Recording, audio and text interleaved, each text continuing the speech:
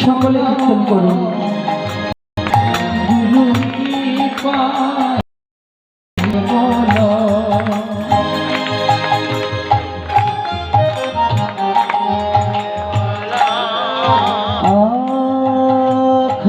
খণ্ডমণ্ডলকরং মণ্ডলাকরো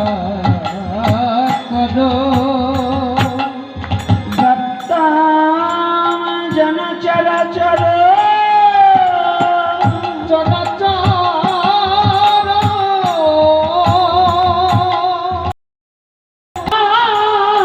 পদমদশিতম জন তস্मै শ্রী গুরুবে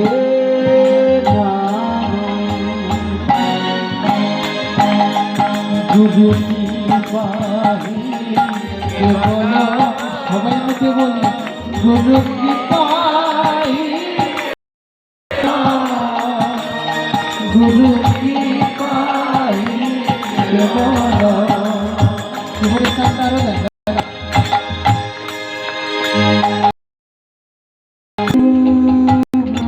গুরু বিষ্ণু গুরু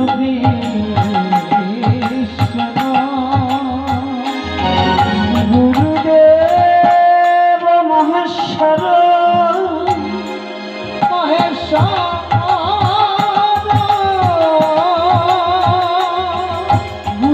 গুরুদেব পরম ব্রহ্ম তস্मै শ্রী গুরুবে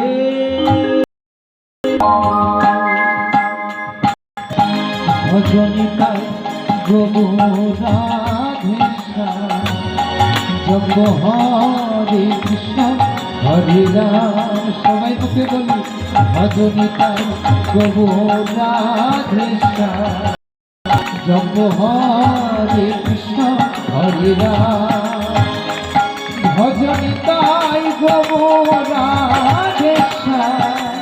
জপ হরে কৃষ্ণ হরে রাম ভজনিতায় গোরাধেশা জপ হরে কৃষ্ণ হরে রাম ভজনিতায় ভজ গুরু ভজ গুরু ভজনিতায় ভজনিতায় ভজ গুরু ভজ গুরু ভজনিতায় বন্ধে গুরুনীশ ভক্তাংশ নিশরত বত কানা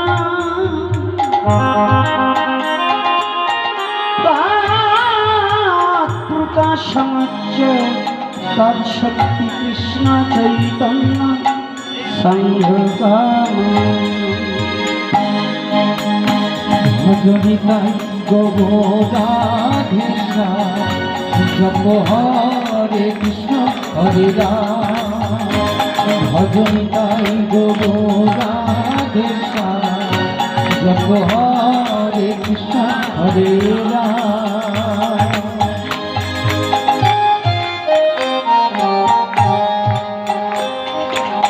বন্দে শ্রীকৃষ্ণ চৈতন্য নিত্যানন্দং সহদিতং গৌরদয়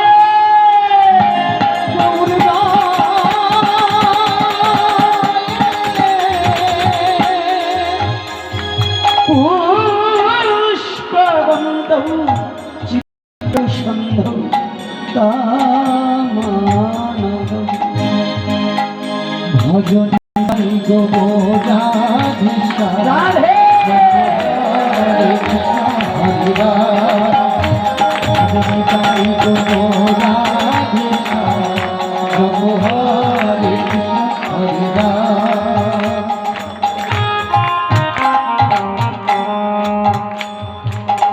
জগদ্দ্বৈতং ব্রহ্মপরিষদি তৎপশ্চাৎ যা আত্মায়ং পুরুষাইতি সরং সজ্জা পূর্ণ জয় ভগবান স্বয়ং কৃষ্ণ জগতি পরতত্ত্বং পরমিহ। রাধে কৃষ্ণ গোবিন্দ মধুসূদন হরি নারায়ণ হরি নারায়ণ। রাধে কৃষ্ণ গোবিন্দ মধুসূদন হরি নারায়ণ হরি নারায়ণ।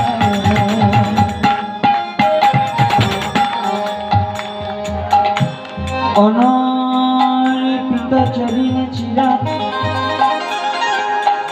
করুণাবতীর্ণ কলৌ সমর্পয়ুত উন্নত উজ্জ্বল রাশম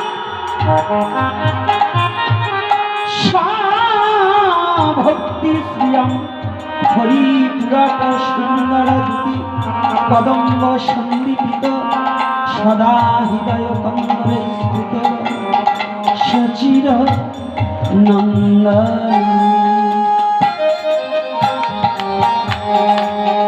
রাধে কৃষ্ণ গোবিন্দ মধুসূদন হরি নারায়ণ হরি নারায়ণ। রাধে কৃষ্ণ গোবিন্দ মধুসূদন হরি নারায়ণ হরি নারায়ণ।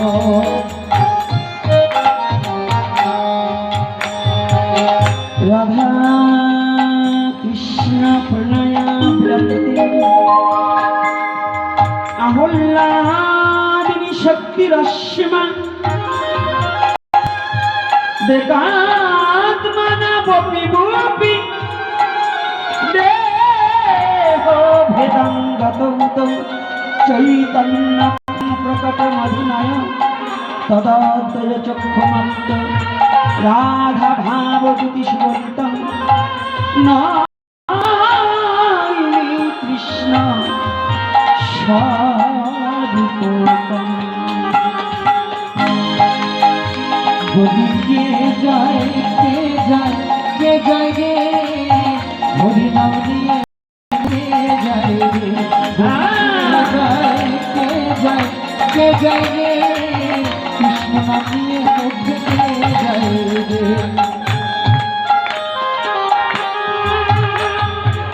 হে কৃষ্ণ করুণা সিন্ধ করুণার সিন্ধু দীনানন্দ জগৎপতে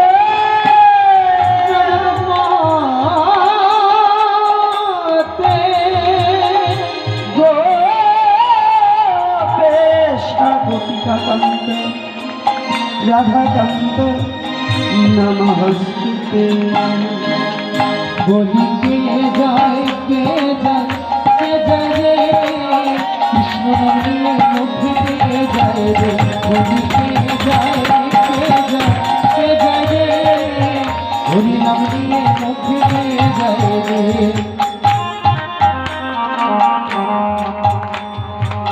তপ্ত কাঞ্চন গৌরাঙ্গী রাধে বৃন্দাবনেশ্বরী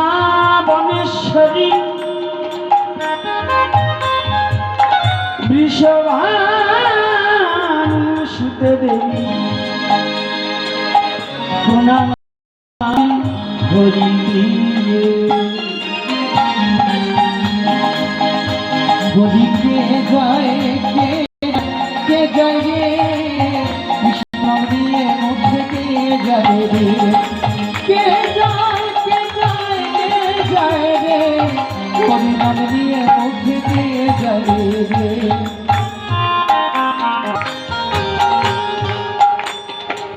মুখং করতি বচনং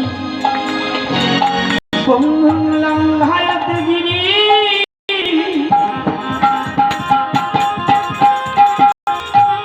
যৎ কৃপা তমহং বন্দে পরমানন্দ মাধব।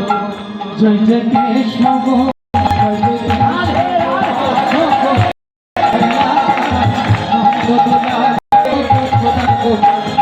কেশব প্রভু বংশা কল্পতরুভর্ষ কৃপা সিন্ধু ভয়ে বচন। রাধে, আজ দূর দূরান্ত থেকে সমাগত ভক্ত ভক্তিমতী মা ও বাবারা আমার সবার রাতুল চরণে এই হতভাগা দাসের সশ্রদ্ধ প্রণতি জ্ঞাপন করছি। আজ দূরান্ত থেকে আপনার ছুটে এসেছেন যে হরিকথা সাধনের লালসে। আজই তাহেরপুর নিবাসী তুষারকান্তীয় কালিদাস এই দুই বাবার পিতৃদেব এহলোক থেকে পরলোকে গমন করিয়াছেন। তদ উপলক্ষে আজকের হরিকথা এবং আপনাদের মতো সাধুগুরু বৈষ্ণবকে আহ্বান করিয়াছে। আপনারা বড় পিপাসিত চিত্ত নিয়ে ছুটে এসেছেন হরিকথা আস্বাদন করে পরমাত্মার যে পিপাসাটাকে নিবৃত করে মানব জীবনকে ধন্য করে স্বস্ব গৃহে ফিরে যাব। এসেছি এটা সত্য, কিন্তু ফিরে যেতে পারবো এটা সত্য নয়। ফিরে যেতে পারবো এটা কিন্তু সত্য নয়, এটা মিথ্যা। তবে যেতে হবে এটা সত্য। রাধে রাধে। স্বধামে ফিরে যেতে পারবো না। স্বধাম কোথায়? অমৃতস্য পুত্রয়া। প্রতিটা জীব অমৃত ধাম থেকে ছুটে এসেছি, কিন্তু আবার সে অমৃত ধামে যেতে পারবো কিনা তা জানি না। কারণ আমি এমন কোন ভাগ্য করেছি, এমন কোন কর্ম করেছি যে আমি আবার আমার স্বধামে যেতে পারবো। হ্যাঁ, যেতে পারবে কারা? যেখানে থেকে এসেছি সেই পথটা চিনে রেখেছে যারা, তারা গন্তব্যস্থানে যেতে পারবে। আর যারা পথ ভুলে গেছে, আমার মতো অন্ধ পথিক যেজনা, যেখানে থেকে এসে বোধ হয় এ জন্মে আর সে ধামে যাওয়া হবে না। তবে হলেও হতে পারে পথ ভুলে গেলে প্রাকৃতিক জগতে পথিকে যেমন পথ ভুলে গেলে আর একজন পথিককে ডেকে শুধায়, আমার মহাপ্রভু বলে দিলেন, জগদীজি দয়ার অবতার প্রেমের ঠাকুর গৌর হরি, যে পৃথিবীতে করুণা করে না আসে, কৃপা নয় করুণা করে এসেছে গৌর হরি। কৃপা করে আসেন। কৃপা মানে কিছু করে পাওয়া, কৃপা। আর করুণা মানে অচিতভাবে দান করা। আমার গৌর হরির অবতীর্ণ হওয়াটা মানে করুণা করেছে, কৃপা নয়। আমার মতো মূর্খ জীবের জন্য, আপনাদের মতো ভক্তের জন্য আমার গৌর হরি করুণার মূর্তি হয়ে পৃথিবীতে প্রকাশ পেয়ে জগৎজীবকে বলতে লাগলেন, জগৎজীব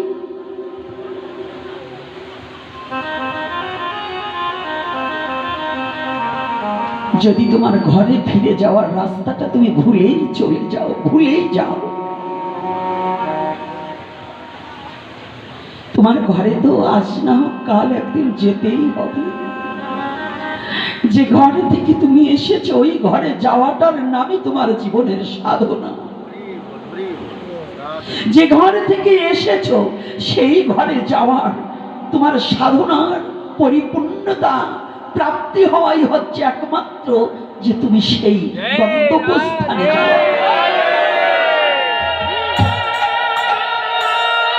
তুমি ভুলে গেলে,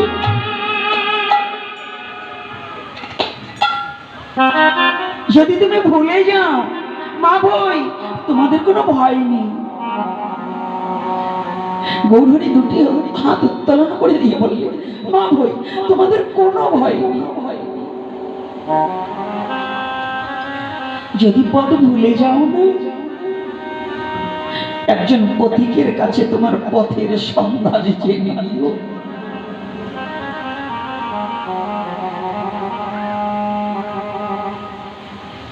পথিক যদি তোমাকে না বলিতে চাই, তুমি পথিকের দুখানা চরণ জড়িয়ে ধরো। জড়িয়ে ধরো।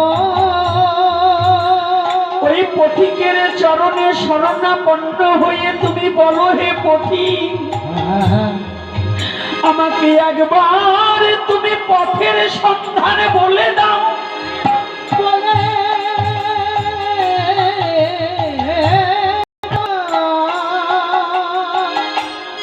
তোমরা যদি আমাকে না পাও তাতেও কোনো দুঃখ নেই, যদি ওই পথিকের সঙ্গ করতে পারো। সে পথিক কারা জানে? সে অমৃত ধামের থেকে এসেছি, আমি পদ ভুলে বসে আছি।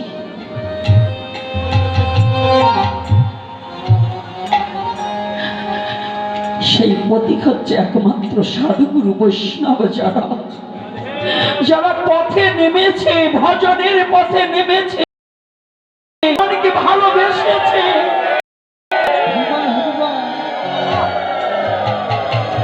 যারা ভগবানকে ভালোবাসতে পেরেছে,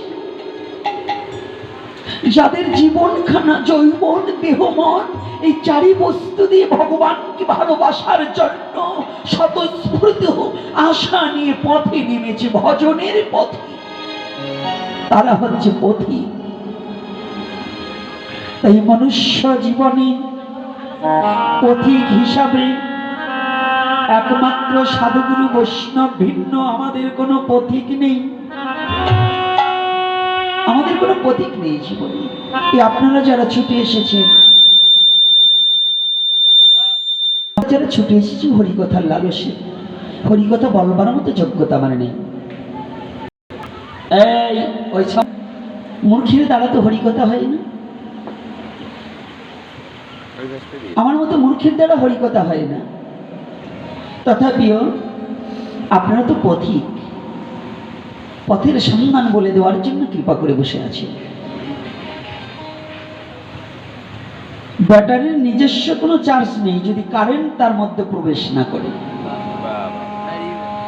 আমার কোনো যোগ্যতা নেই যদি আপনাদের মতো সাধুগুরু বৈষ্ণবের কৃপা না থাকে। আপনারা কৃপা করে যতটুকু বলাবেন ততটুকু বলবো। তবে একটা কথা আছে, কথাটা হচ্ছে কি, এই হরিকথা বলতে হলে যে যোগ্যতার প্রয়োজন, সে যোগ্যতা আমার নেই, সে যোগ্যতা আমার নেই। কি করে থাকবে তো? যেখানে প্রভু বললেন, যে বলে আমি কৃষ্ণ কথা জানি, প্রভু কহে তাহে আমি মূর্খ মধ্য গণি। মূর্খ যে বলে কৃষ্ণ কথা আমি ভালো জানি, প্রভু কহে তাহে আমি মূর্খ মধ্য গণি। আজকাল তো আমরা সব কথায় আমি যত শাস্ত্র জানি আর কেউ জানে না। প্রভু বললেন তুমি শাস্ত্রের বড়াই করো, তাহলে তুমি মূর্খের মধ্যে গণ্য হয়ে গেলে। ভক্ত কখনো শাস্ত্র পড়ে ভক্ত হওয়া যায় না, ভক্ত হতে হয় ভক্তির মধ্য দিয়ে। ভক্ত কখনো শাস্ত্রে নিরূপণ করা নেই। যদি তোমার জীবনে ভক্তি উপলব্ধি করতে চাও, একবার গিয়ে সাধুগুরু বৈষ্ণবের চরণ দুখানা জড়িয়ে ধরো। অভিমান পরিত্যাগ করে সাধুগুরু বৈষ্ণবের চরণ দুখানা পক্ষে জড়িয়ে ধরো।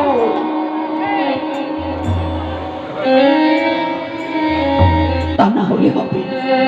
তবে আমার জীবনে তো সেটা হলো না। অহংকারের অভিমানের আসনে বসিয়ে দিয়েছেন। এই অহংকার আর অভিমান নিয়ে আপনাদের মতো সাধুগুরু বৈষ্ণবের চরণ প্রান্তে যেতে পারি না। মন চাইলেও আপনাদের মতো বৈষ্ণবের চরণ ধুলি শিরে মারতে পারি না। তবে আজকে কৃপা করবেন। কৃপা কিভাবে করবেন? আমি তো কিছু করতে পারিনি, তবে একটু করুণা করুন। ওহে বৈষ্ণব ঠাকুর, দয়ারও সাগর এ দাসে করুণা করি। বৈষ্ণব হচ্ছে করুণা করে, বৈষ্ণব কখনো কৃপা করে না।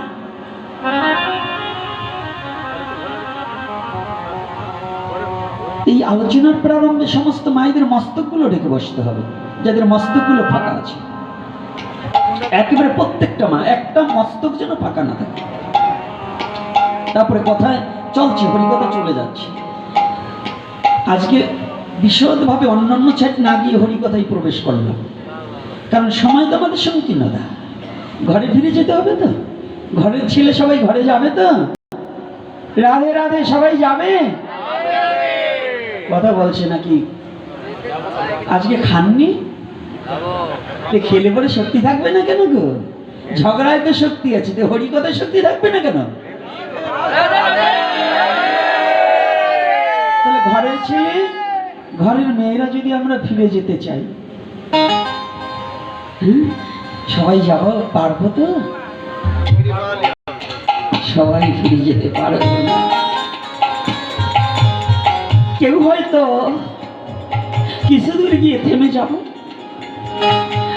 কেউ হয়তো অর্ধেকটা পথ যাব, কেউ হয়তো গ্রামের কাছে চলে যাব, কিন্তু একটু মাত্র ভুলের কারণে আবার পিছনে ফিরে আসতে হবে। ভজনে উত্তীর্ণ হতে হতে যেদিন অহংকার অস্ত্র এসে যাবে, অহংকারের অস্ত্রের দ্বারা আমি আবার যেখানে ছিলাম আবার পিছনে চলে আসতে হবে, সামনে আর আমার যাওয়া হবে না। আজ একদিনই তো আলোচনা, তাই তো? একদিন তো প্রারম্ভে যাকে স্মরণ করছি, ত্রিজগতে বিদিত দেবজন মান্য, দেবতারাও যাকে মান্য করেছেন। দেবতার কুলে জন্ম নয়, তবু দেবতারা তাকে সম্মান করেছেন। গর্ভ থেকে সমস্ত মায়াকে রহিত,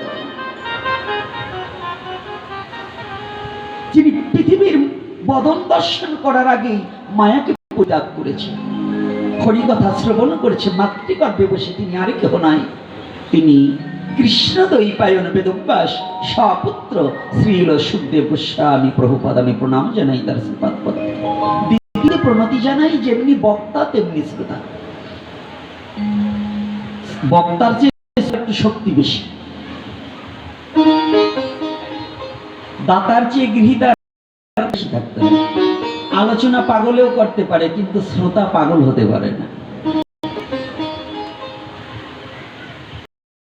হতে হবে কেমন জানি রাধে রাধে। আলোচনা পাগলেও করতে পারে, আর মহাপাগল হলে শ্রোতা হওয়া যাবে না। পাগল আর মহাপাগল কি? এই পাগল আর সেই পাগলের একটু ব্যতিক্রম আছে। প্রতিটা কথা আজকে যেন আপনাদের মতো ভক্তপদ দর্শন করে আমার যেন আজকে কি হয়েছে আমি জানি না, যেন গৌরহরি বলতে আর গৌর যেন বলতে দিচ্ছে, বলছি দিয়ে আর একটু বলি।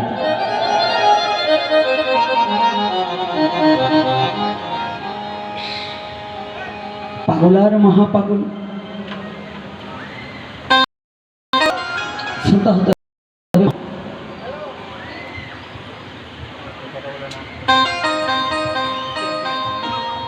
মহাপাগল কেমন? কথাটাকে আস্বাদন করি, ওই কথাটাকে হৃদয়ের মাঝে অনুভূতির জগতে নিয়ে ধ্যান নেত্রে এখানে যে কথাটা হবে, সে কথাটাকে ধ্যান নেত্রে ভাবনার চিত্তে সেই শ্রীধাম বৃন্দাবনে গিয়ে পৌঁছিয়ে যেতে হবে।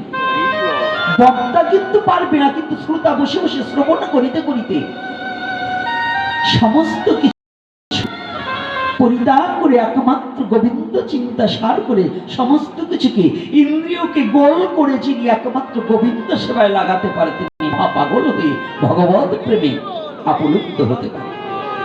তা ভিন্ন শ্রোতা হওয়া সম্ভব নয়। বক্তার চেয়ে শ্রোতার ক্ষমতাটা বেশি থাকার প্রয়োজন। কি করে? ভাগবত সাক্ষ্য দিয়েছে। আমি বলি আস্তে, ওই দুটোকে দুই জায়গা দাও, ওই পিছনেরটাকে সরাতে হবে।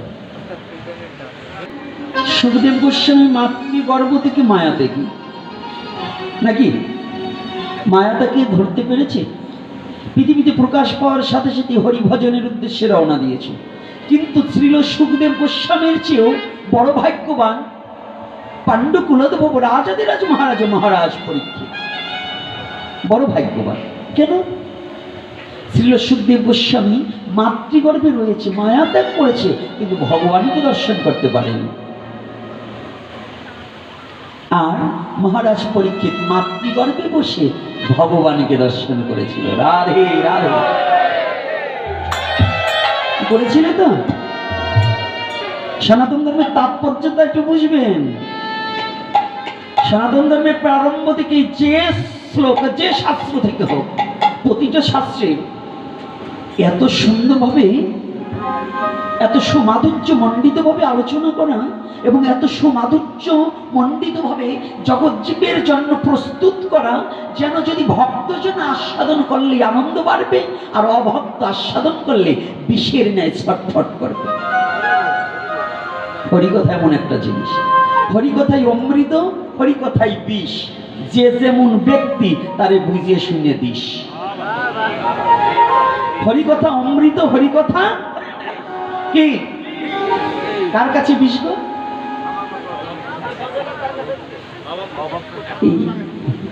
এই কুকুরটার মতো, এই কুকুরটার মতো। এটাও বড় ভুল করে বলে ফেললাম। আমার কি যোগ্যতা আছে যে আমি একজন ভক্তের বাড়ির কুকুর হতে পারবো? এটা ভুল করে ফেলেছি। প্রেম ভক্তি গুরু মহারাজ নরোত্তম দাস ঠাকুর মহাশয় বললেন, আমি বৈষ্ণব দ্বারেরও যদি হইতাম কুকুর, প্রসাদ দিয়ে তরাইত আমায় বৈষ্ণব ঠাকুর।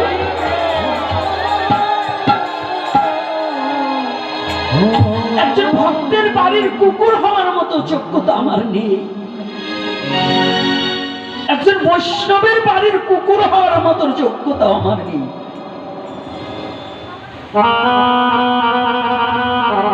এই জন্য এই হরিকথা অমৃত হয় তার কাছে, যে জন্য হরিকে জীবনের মতো ভালোবাসতে পেরেছে, যে গোবিন্দকে ভালোবেসে হৃদয়ে মন্দিরে চিত্রপট অঙ্কিত করে গোবিন্দের সাথে প্রেম আলিঙ্গন দিতে পেরেছে, তার কাছে হরিকথা অমৃত হয়ে যায়। আর আমার মতো পশুর কাছে হরিকথা বিষের নাই। একটু শ্রবণ করলেই বলি এখন ঘুম এসে গেছে, সময় বেশি হয়ে গেছে, আরে এ কথা ছেড়ে দাও, অন্ন নষ্ট হয়ে যাবে। আর যারা ভগবানকে ভালোবাসতে পেরেছে বলছে, আরে খাবার তো কতদিন পেয়েছি, কিন্তু এই পরমাত্মার খাদ্য তো জীবনে পেয়েছি, এটাকে ছেড়ে দিলে আর পাবো না। নাকি পাবো? ছেড়ে দিলে আর পাবো? আমার হৃদি মাঝারে রাখিব, ছেড়ে দেব না। ছেড়ে দেব? ছেড়ে দিলে সোনার গৌর আর তো পাবো না। পাবো? রাধে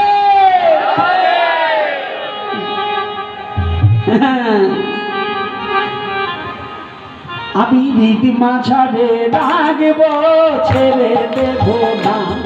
আমার হৃদয়ে মাঝে রাখব, ছেড়ে দেব না।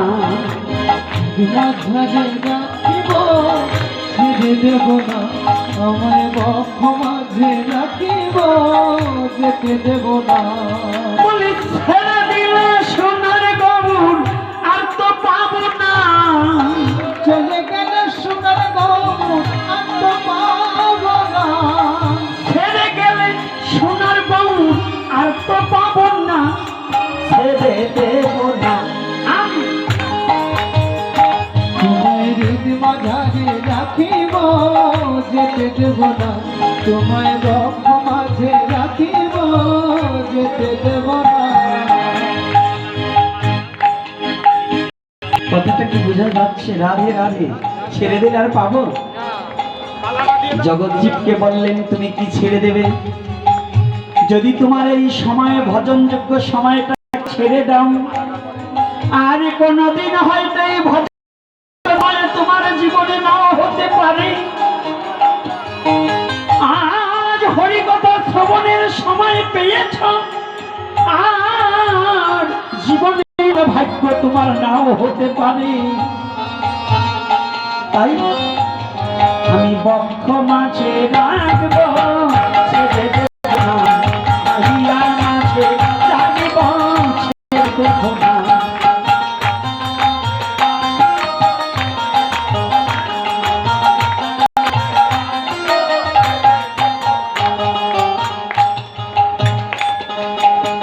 এইবার বলছে কি, যাব ব্রজের কুলি কুলি, মাখবো হ্যাঁ তাদের ধুলি। ধুলি মাখতে হলে তো মাথা নিচু করতে হয় না উঁচু করতে হয়? আর উঁচু করলে কিছু হয় না, নিচু করলে কিছু হয়। আমার মাথা নত করে দাও হে তোমার চরণ ধুলার তলে, সকল অহংকার হে আমার ডুবাও চোখের জলে। অহংকারকে যদি দূর করতে হয় ভিজিয়ে দিতে হবে। ভিজাবে কি দিয়ে?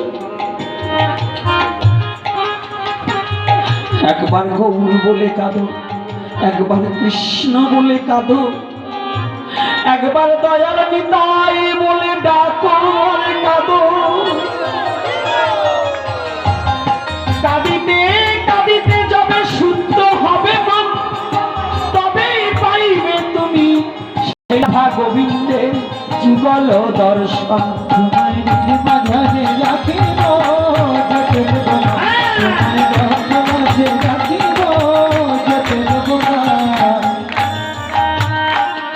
সনাতন ধর্মের প্রতিটা পর্ব একটু বুঝতে হবে। কি শিক্ষা কি বলছি? বক্তার চেয়ে শ্রোতা শ্রেষ্ঠ। মাতৃগর্ভে বসেই হরিকথা শ্রবণ করেছি, হরিকে দর্শন করেছি। মহারাজ পরীক্ষিত ভগবান কৃষ্ণ তাকে রক্ষা করেছিল। অশ্বত্থামার ব্রহ্মাস্ত্র থেকে কে রক্ষা করেছিল?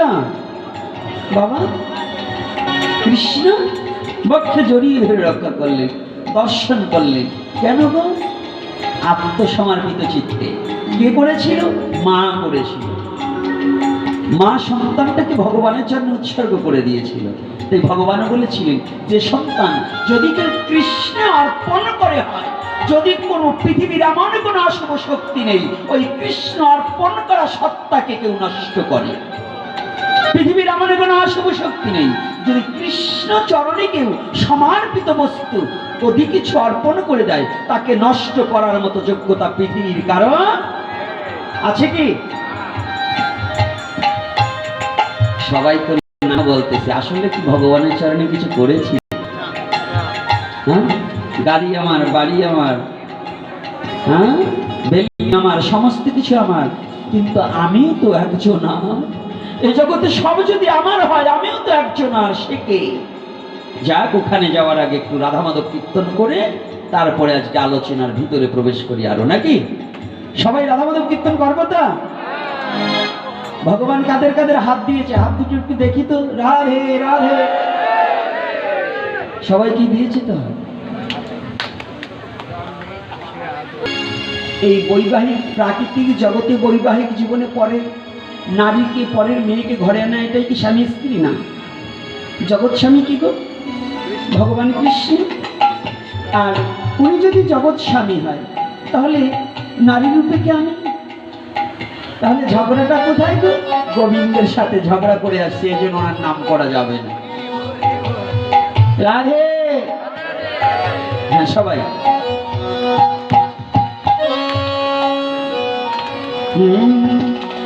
জয় রাধা মাধব,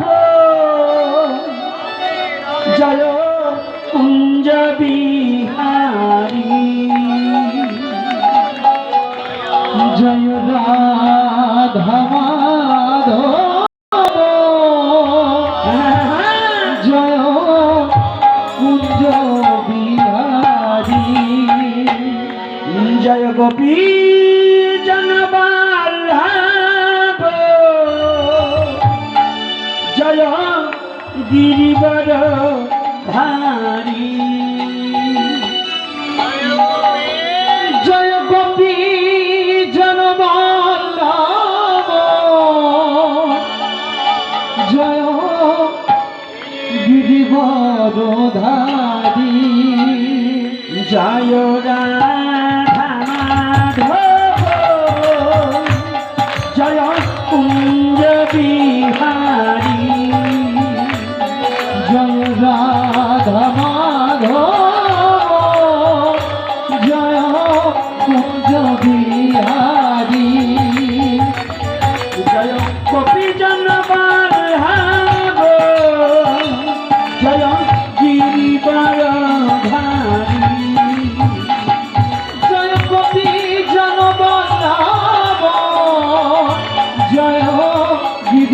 ব্রজধারী জয় রাধা মাধব জয় কুঞ্জ বিহারী জয় রাধা মাধব জয় কুঞ্জ বিহারী যশোদানন্দন ব্রজ জনরঞ্জনা যশোদানন্দন ব্রজ জনরঞ্জন যশোদানন্দন ব্রজ জনরঞ্জনা যশোদানন্দন ব্রজ জনরঞ্জন যমুনা তীর বনচারী যমুনা তীর বনচারী যমুনা তীর বনচারী যমুনা তীর বনচারী জয় কুঞ্জ বিহারী জয় রাধা মাধব জয় কুঞ্জ বিহারী জয় রাধা মাধব জয় কুঞ্জ বিহারী রাধে রাধে রাধে বল সবাই রাধে রাধে রাধে বল রাধে রাধে রাধে বল রাধে রাধে রাধে বল রাধে রাধে রাধে রাধে রাধে রাধে বল রাধে রাধে রাধে রাধে রাধে বল রাধে রাধে রাধে রাধে রাধে বল রাধে রাধে রাধে রাধে রাধে রাধে বল রাধে রাধে রাধে বল রাধে রাধে রাধে বল দুটি বাহু তুলে রাধে বল দুটি বাহু তুলে রাধে বল রাধে রাধে রাধে রাধে রাধে রাধে বল রাধে রাধে রাধে রাধে রাধে রাধে বল রাধে রাধে রাধে রাধে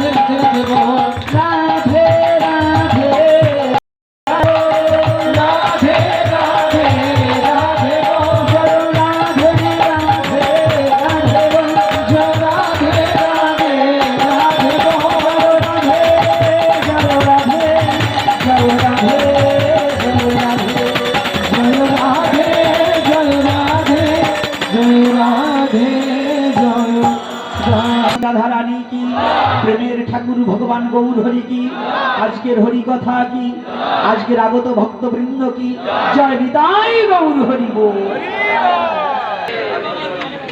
আপনাদের আশীর্বাদে মহাপ্রভুর দয়ায় এই হতভাগা দাস ভালোই আছে।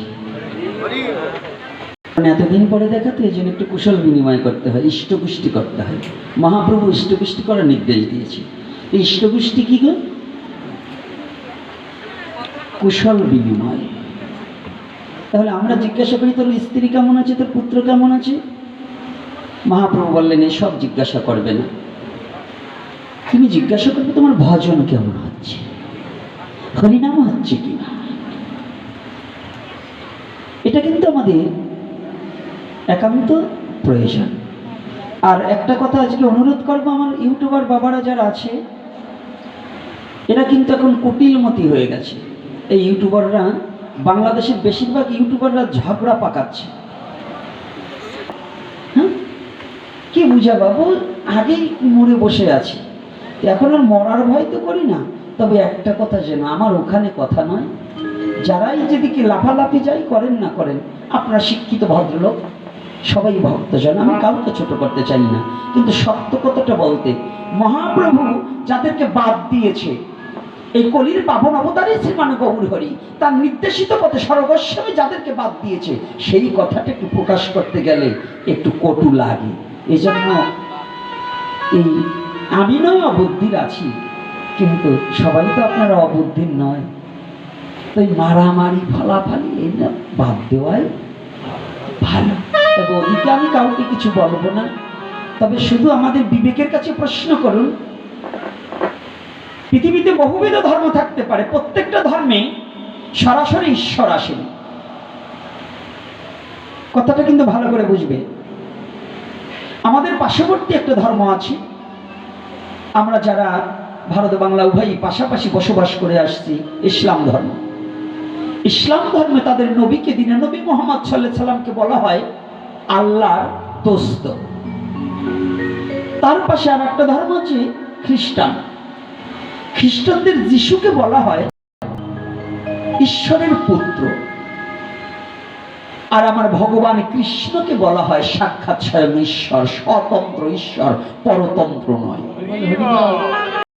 স্বতন্ত্র নয় পরতন্ত্র, কোনটা? কৃষ্ণ স্বতন্ত্র ঈশ্বর না পরতন্ত্র? জোরে হবে, সাউন্ড জোরে হতে হবে। স্বতন্ত্র তো, একলা ঈশ্বর কৃষ্ণ আর সব ভিত্ত। যারে জইছে করায় নিত্য, সে তো ইচ্ছে করে নিত্য। আমি বলছি না, শাস্ত্রকার বলছে। কে বলছে? একলা ঈশ্বর কৃষ্ণ।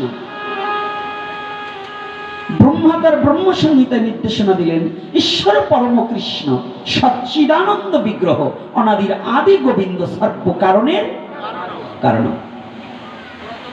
আমার সাথে যেমন বুঝতে পারো, আমাকে যেমন বকাবকি দিতে পারো, যদি কয়টা রং চালাইছে তাই ওই ব্রহ্মার সাথে বুঝে আসে। আমরা যারা ঈশ্বর ভগবান দাবি করছি, ব্রহ্মায়ের একটা কেউ বলে না। বলেছে বাবা? এই বলেছে? তাহলে এখানে কি বললেন? কৃষ্ণ শুধু কৃষ্ণ নয়, ঈশ্বর পরম কৃষ্ণ। আর এক জায়গায় বললেন একলা ঈশ্বর কৃষ্ণ। তাহলে আমি সেই ধর্মে জন্মগ্রহণ করেছি যে ধর্মে সাক্ষাৎ স্বয়ং ঈশ্বর এসে প্রতিপালন করার জন্য, ধর্মকে রক্ষা করার জন্য অবতীর্ণ হয় যুগে যুগে। কোনো ভায়া নয়, কোনো দালাল পাঠাতে হয় না, কোনো ভায়া পাঠাতে হয় না, কোনো মাধ্যম পাঠাতে হয় না। এই সনাতন ধর্মকে রক্ষা করার জন্য সাক্ষাৎ ঈশ্বর নিজেই যুগে যুগে অবতীর্ণ হয়েছে। কথাটা কি বুঝতে পেরেছি কিনা? এখন তো হ্যাঁ বলেন, আর যে সময় শয়তান নেজার দাবর মারে সেই সময় তো আপনার কাছা দিয়ে পলান। ওরকম পলালি কাজ হবে না। কথাটা একটু বোঝার চেষ্টা করতে হবে।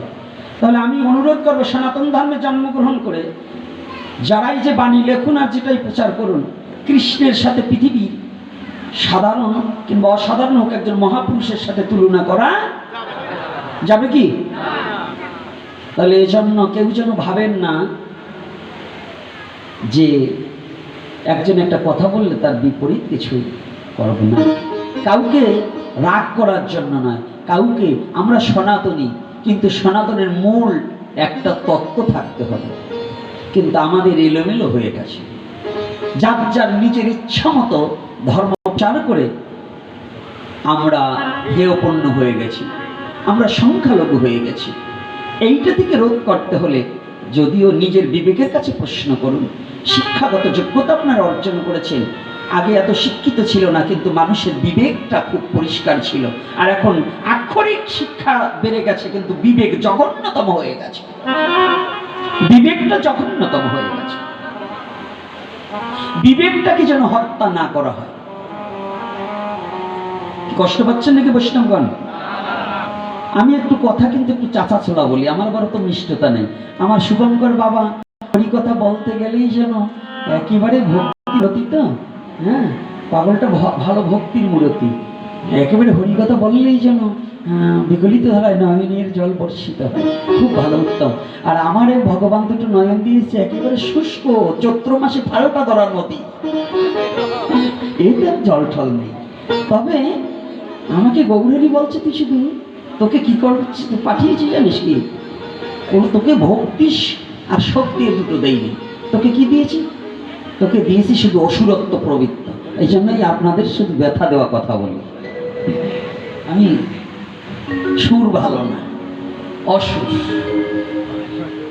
মানে সুরই ভালো না। সুর মানে দেবতা, আর অসুর মানে সেটা তো বোঝেনি, যার কথাবার্তা কোনো কিছুই ভালো না। আমি সেই দলের লোক, তো তাই চরণ ধরে করি মানা।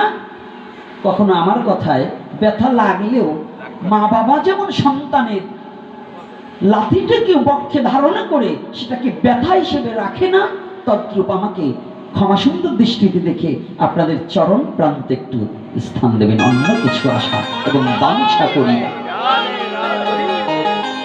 যাই হোক, সৎসঙ্গের বাবারা যেন ব্যথা পায় না, কারণ আপনাদের বুঝতে হবে যে ইউটিউবার এখন বর্তমান একটু ভেজাল লাগাতে অনেকটা অভ্যাসস্থ।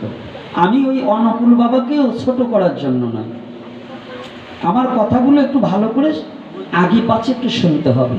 কিন্তু আমাদের বর্তমান যুগে তো ডিজিটাল যুগ, ওই দেখছি মুদির মাথায় নিয়ে চ্যাংরা ড্যান্স করবেন হচ্ছে, তার মাথার সাথে চোট করে ওই আমাদের প্রধানমন্ত্রী শেখ হাসিনার মাথা আর এক মামনির ঘাড়ে যোগ করে দুজনের ড্যান্স দেওয়া আছে। তাই এইটা যদি হয়, মুদিরে ওই ড্যান্সের সাথে যোগ করতে পারে, তাই আপনাদের একটু বোঝা উচিত এই শিক্ষিত সমাজে ভদ্রলোকদের যে তাহলে গোপীনাথও এরকম করতে পারে। তো যাই হোক, রাগারাগি না করে ফালাফালিতে না করাই বাঞ্ছনীয়, কারণ সবারই রক্ত মাংসে গঠিত দেহ। আপনাদের কষ্ট লেগেছে আমার কথাটা শুনে, ঠিক আছে, আমাকে দুটো বলেন, কিন্তু এমন কোনো কথা বলা যাবে না যে ভবিষ্যতে যেন এর বিদ্রুপ কিছু নাকি। রাধে রাধে। তা যাক, আর অন্যদিকে কথা বলবো না। ইউটিউবার বাবারা, তোমরা যা আমরা বলি সেইটা ছেড়ো বাবা, তোমরা কেউ এডিট করো না। আর তোমাদের একেবারে অনুরোধ করি, আমাদের মধ্যে কেউ ঝগড়া লাগাবার চেষ্টা করো না। আর এই যারা কাটিং চাটিং করে দেয়, ওরা ভালোটাকে না দিয়ে খারাপটাকে দেয়, ওরা মনে হয় এর পরের জন্মে কোন কুলে জন্মগ্রহণ করবে আমি বলতে পারলাম। এটা ঝগড়া লাগানো, এটা সাধুদের মধ্যে একটা ঝগড়া লাগানো না। তো যাক, আর অন্য কেউ কথা বলবো না। আজকে আবার পূর্বের কথায় ফিরে যাই। পূর্বে যেখানে ছিলাম ওখানেই যাওয়া ভালো। তাহলে আজকে আমরা সকলে উপনীত হয়েছি। উদ্দেশ্যটা কি?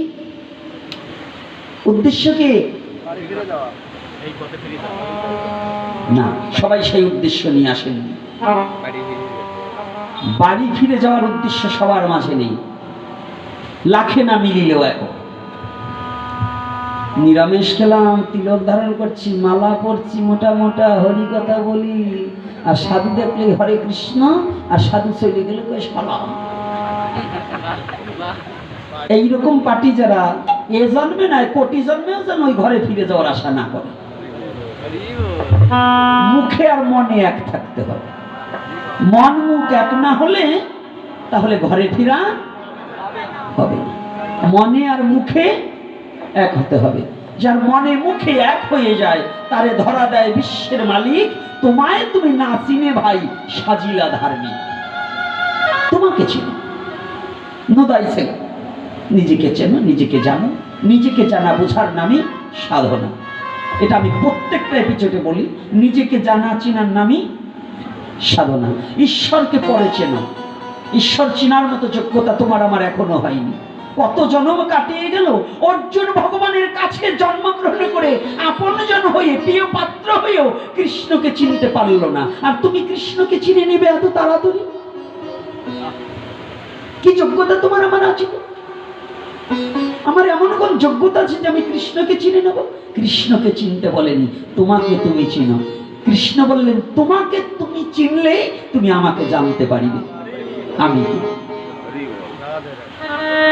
যতদিন পর্যন্ত তোমাকে না চিনে আমাকে খুঁজবে ততদিন তুমি আমাকে পাবে না। রাধে রাধে। এজন্য আমাদের আত্মার দার্শনিক লালন বললেন, ফকির লালন মল্ল জল পিপাসায়, কাছে থাকতে নদী মেঘনা। যার আপনা খবর আপনার হয় না। আপনাকে চিনতে পারলে গো যাবে অচেনাকে চিনা, যাবে অজানাকে জানা।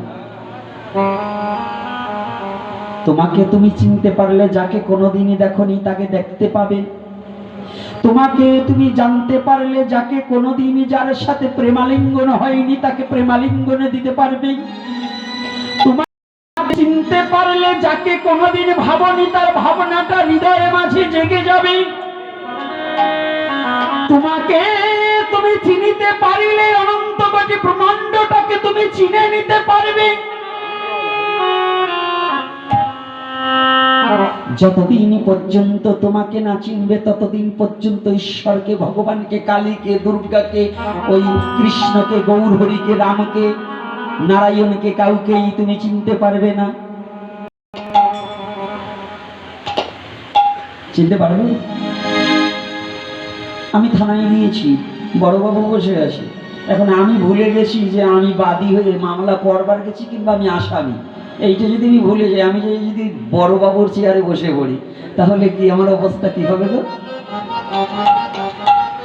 আর কি হবে? কথা বলেন না কেন?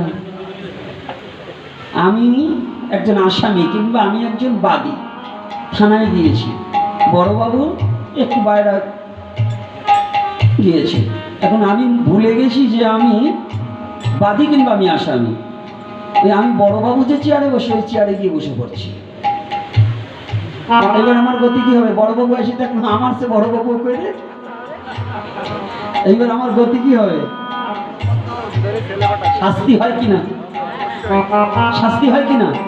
পার্লামেন্টে যেখানে মাননীয় যে স্পিকার না কি বলে, হ্যাঁ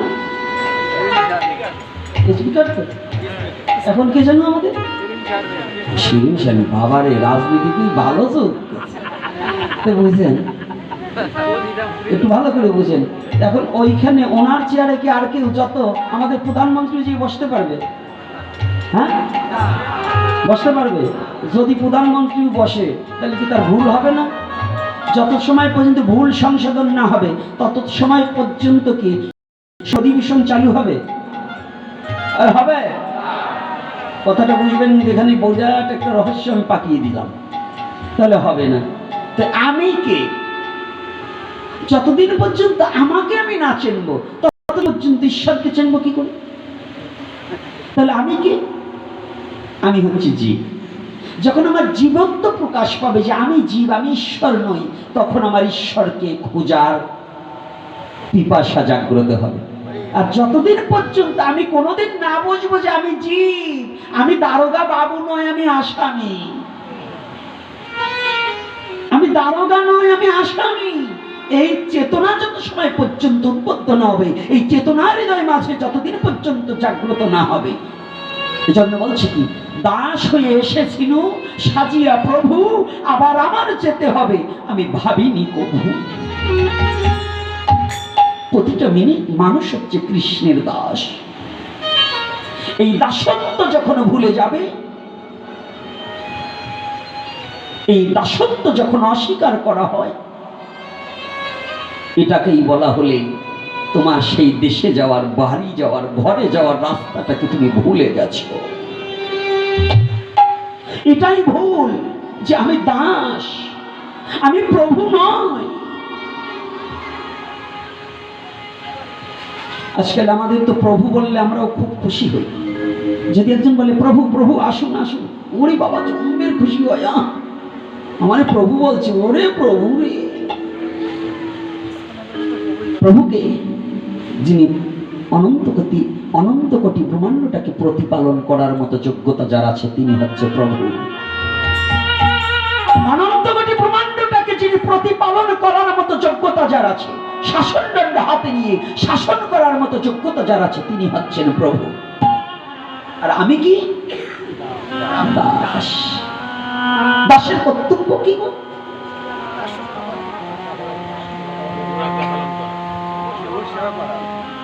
কার সেবা? বাবা গৌর হরি। তাহলে প্রভুর সেবা করা, তাহলে প্রভুকে প্রভুকে আদি অন আদি আদি, সে কে? পরমেশ্বর, পরমের ঈশ্বর, তিনি হচ্ছেন পরমেশ্বর। পরম কোথায়? জীবের দেহে পরমাত্মা অবস্থান করে। এজন্য নাম জপ করবার সময়, পরমাত্মাকে চৈতন্য করবার সময় এই করটা ধরে এই যে এখানে একটু ছুঁয়ে জপ করতে হয়। এটা অনেকের গুরু ঘরে নেই। অনেকে দীক্ষা নিয়েছে 60 বছর, কিন্তু এই নাম কোথায় হাত রেখে জপ করতে হবে এটাই জানে না। কেন? চোখ বন্ধ করে হাঁটুর উপর হাত রেখে দীক্ষা নাম জপ করে। হাঁটুর উপর হাত রেখে দীক্ষা নাম জপ করে না অনেকে, এটা কিন্তু বৈধতা নয়। পরমাত্মাকে জাগ্রত করা হলে বাম স্তনের উপরে হাত রেখে জপ করতে হবে, বাম স্তনের উপরিভাগে হাত রেখে জপ করতে হবে। কেন? তাতে পরমাত্মা চৈতন্য প্রাপ্তি হবে। পরমাত্মা চৈতন্য প্রাপ্তি হলে কি হবে? জীবের জীবত্ব স্বরূপ জানিতে পারিবে। আমার স্বরূপ কি? যখন আমার স্বরূপ আমি জানতে পারবো, তখন জীবাত্মার পরমাত্মা মিলনের পিপাসা জাগ্রত হবে। আর জীবাত্মার পরমাত্মা মিলনের অপর নামই হচ্ছে সাধনায় সিদ্ধ লাভ, অন্য কিছু নয়। এটাই হচ্ছে শুদ্ধ কৃষ্ণ ভক্তের। শুদ্ধ কৃষ্ণ ভক্ত যারা, সাজজ্য সালক্য সামপ্য শাস্তি নিব্বাণ, কোনো মুক্তিই তারা চায় না। তারা একমাত্র দাসত্ব চায়। তারা কোনোদিনও স্বর্গসুখ ভোগ কামনা চায় না। চাই কি? স্বর্গসুখ চায়? রাধে রাধে। মূর্খ যারা স্বর্গ চায় তারা, জ্ঞানী যারা চরণ সেবা চায় তারা। জ্ঞানী যারা প্রভু একদিন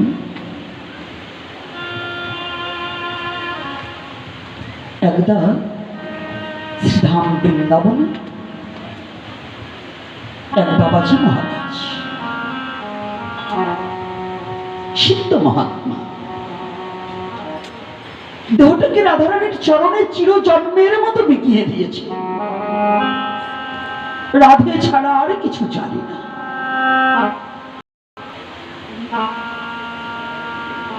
রাধারে বলতেই যেন নয়নের জলে বক্ষ প্লাবিত হয়ে যায়।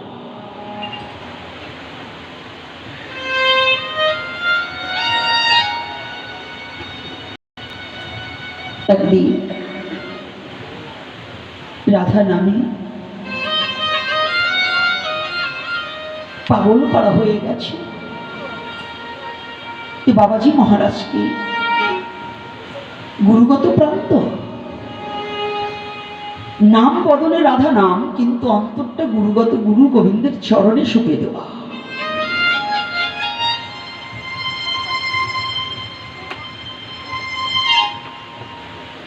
তিনি এমন একটা স্তরে পৌঁছিয়ে গিয়েছে, যেমন আজকাল এই যে আমার অরুণ বাবা আরতি করেছে, আচমন পাত্র দুটো দিয়েছে। কয়টা দিয়েছে? গুরুদেবের ভগবানের একটা আলাদা, আর যারা আচমন করবে তারা। এটা তো এই হালে কিছুদিন ধরে শুরু হয়েছে। এক সময় দুটো না, একটা কিনবার মতো পরিবেশিত বাবাজিদের ছিল না। কথাগুলো একটু ভালো করে খেয়াল রাখতে হবে, সতর্ক রাখতে হবে। এমনও দিন গেছে, এখন তো বাবাজিদের ঘরে 2-1 মণ কাঁসা পিতল পাওয়া যায়। আর আমাদের সর্বস্বামী যিনরা ভজন করেছে, তাদের ঘরে একটা থালা গ্লাস কিনতেই তো তাদের তো পারেনি। জানেন তো সনাতন গোস্বামী, কি বলবো, কষ্ট হয়, যন্ত্রণা হয়, এত বড় যন্ত্রণা হয় যে জীবনে আমি কোথায় পড়ে আছি। ভোগ বিলাসিতায় আজকাল ইদানিং আমাদের বৈষ্ণব সমাজ অধিকাংশ, পরম মহাত্মা যারা, তাদের কথা বলছি না, আমার মতো কীট যারা, দেহ সুখ বিলাসিতার লোভে পড়ে ভজনটাকে অতীব দূরে ছড়িয়ে দিয়েছে।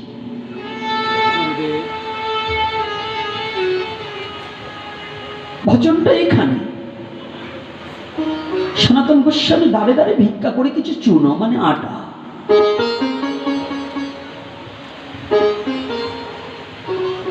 নিজ হাতে ছেনে গোল গোল করে, রুটি করতে পারতেন না, গোল গোল করে পোড়াতেন, আগুন জ্বালিয়ে দিয়ে পুড়িয়েছে। দূর থেকে কিছু কচু শাক এনেছে, কচু শাক গুলো এনেছে, লবণ ছাড়া সিদ্ধ করে দিয়েছে, একটু লবণও দেয়নি। পাবে